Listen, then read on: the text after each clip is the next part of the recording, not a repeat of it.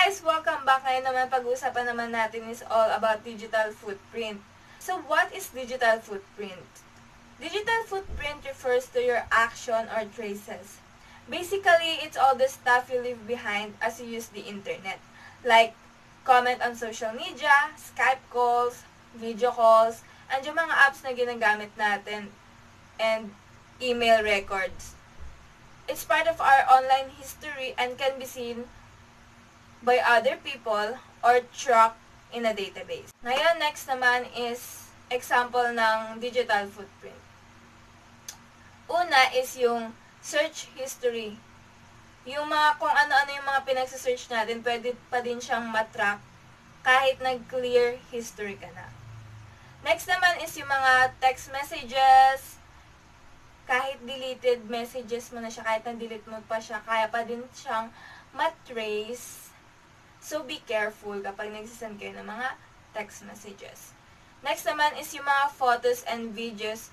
Kahit deleted na yung mga image nyo, kaya pa rin siyang matrack and makita pa ulit. So, be careful na lang sa mga pinagsisend dating videos and photos. Next naman yung mga tag photos. Even those you never wanted online. Next naman yung mga likes natin, mga loves sa mga sites like Instagram and Facebook. And syempre yung browsing history natin. Kahit naka-incognito mode ka, makikita pa din siya, matutrack pa din siya, and malalaman kung ano yung mga pinagsasearch nyo. So, that's all. Next naman, pasa tayo sa how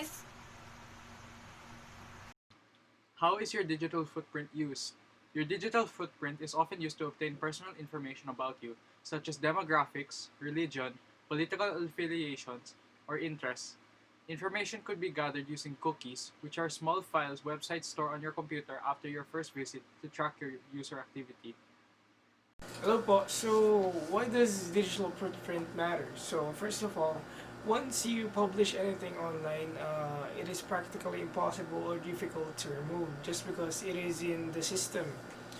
Meaning, once publish ka, pwede niyang ma-save or makita ng or ma-access ng internet yung file na in-store mo online, and it's practically impossible to remove kasi meron dun tracker and also IP address na nakalocate dun sa iyong pinost online. That can either be social media or address to a bank account or something. So, moving on. Other thing is your reputation online. Kung ano yung pinost mo regarding your demographic profile online, yun yung i-address sa'yo ng mga tao na makita ka sa online. So, makikita nila pangalan mo and also your date of birth, gender, ayun. So, makikita nila yun and dun ka nila i-address. So, if you're anonymous, hindi totoo yung profile picture mo, can either lead to a false accusation or even Data Privacy Act. So do keep in mind. Another thing why your digital footprint is important is when you post a message or a post online, it can either affect the interpretation of another viewer. So meaning they can take it as an insult or an offense from your perspective and from their perspective. So do keep in mind that there are some sensitive people online that will take your post another way around. So when you post messages from your friends or basically through someone, private DMs,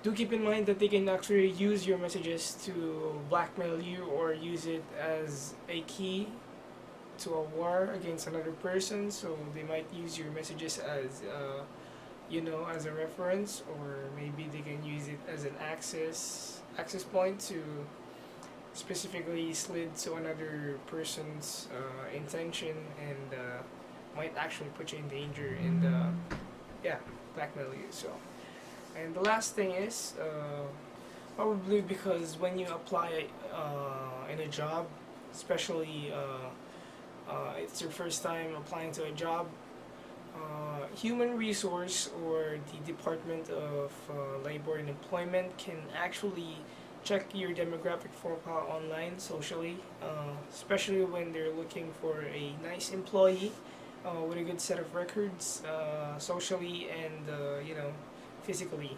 So they might actually check your demographic or your social medias online, checking if you're a good guy, something like that. If you post something not in the ordinary, it might actually affect your social status, and it might actually lead to termination. In the Hello, so I'm Avi and I'm here to share you 10 tips to manage a digital footprint. Tip number one, get a better understanding of the issues. There's a lot of information about privacy to take in. Think about the implications of what you're sharing when you sign up for new services or install new apps. Tip number two, develop your basic hygiene habits. Privacy is about context. If you use one email address for home with another for work, or one credit card for online shopping and another for everything else, it will help you keep different parts of your digital footprint separate. Tip number three, become a sophisticated user of your online tools and services. Browsers, devices, and other apps are often set to share personal data out of the box. Take a look at the privacy settings and see if you're comfortable with the default settings are. When an application asks for permission to send you push notifications and user location data, think about it's really what you want. Your camera and smartphone usually record your time and location in each photo you take, so when you share those photos, you should be sharing that data. Tip number four, find and use specific online privacy tools. There are many helpful online privacy tools. Use them to protect your online privacy and to keep track of what information you're sharing as user. Tip number five, manage your cookies. Check what your setting and your browsers have for cookies. Find your browser's cookie store and spend some time looking through it. Notice how many of the cookies in there have been set by sites you weren't even aware of visiting, and then see whether your browser allows you to block third-party cookies. Some browsers offer this as an easy option, but there are also lots of plugins you can use to help control the tracking cookies. Tip number six, check your privacy settings. Erasing cookies only goes so far. You should also know your rights when it comes to information that you share on websites, especially open services such as social networks, blogs, and photo sharing sites. It's a lot easier to prevent your data from being shared than it is trying to remove from an advertiser database later. Check what permissions apply to content you upload. Tip number seven, understand the realities of sharing your stuff. When you post something on the internet, it's out there forever. Deleting online content often only removes it from public view. It can be stored in archives and databases forever. Even deleting your account isn't a guarantee that your content will be deleted. It may still be accessed through other means. Tip number eight, think about the trade-off between convenience and privacy. One is instant gratification and the other is a long-term intangible. But the choice is still up to you. Maybe a little inconvenience is worth it to regain some control over your digital footprint. Tip number nine, understand the bargain you make with online service providers. Free doesn't mean free. It usually means you pay through the monetization of data about you. Premium doesn't mean your data isn't monetized. It usually means you don't see advertisements in this service or app or game. And lastly, tip number 10, there is no app for this. That's the bottom line.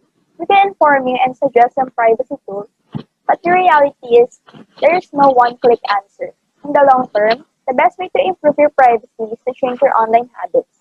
We're here to help you, but you hold the key. Thank you.